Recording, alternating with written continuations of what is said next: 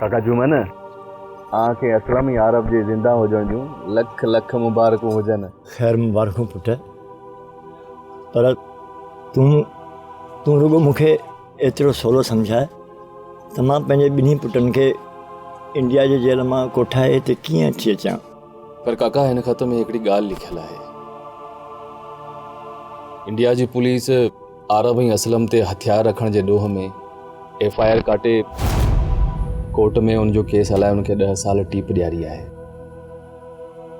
भला काका मूंखे हिकिड़ी ॻाल्हि सुणाए, आंजा छोकिरा अहिड़ा हुआ त की न?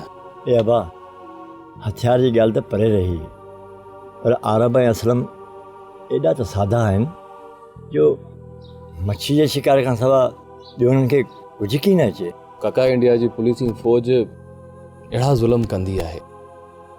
आरब ऐं असलम ते जेको केस मड़ियो अथनि उहो कूड़ो आहे, पर कूड़े केस जी बि उन्हनि 10 साल सज़ा काटी आहे।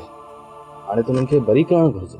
हा पुट, तूं सही थो चवीं, पर हू अहिड़ा चङा मुड़ुस किथे आहिनि जो पंहिंजी मर्ज़ी सां हुननि खे आज़ादु करे असांजे मुल्क जी सरहद न टिपाइनि ऐं हुन लाइ पाण खे कुझु करिणो पवंदो। ठीकु आहे काका, जित जित अहांजो ज़ोर लॻे आउं पंहिंजो ज़ोर लॻायो। जित जित मुंहिंजी ॻाल्हि हलंदी आउं पंहिंजी पूरी कोशिशि।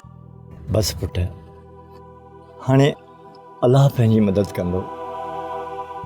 सब्सक्राइब कयो असांजो official YouTube channel Sindh TV HD drama ऐं वधीक अपडेट लाइ बेल आइकन खे क्लिक करियो।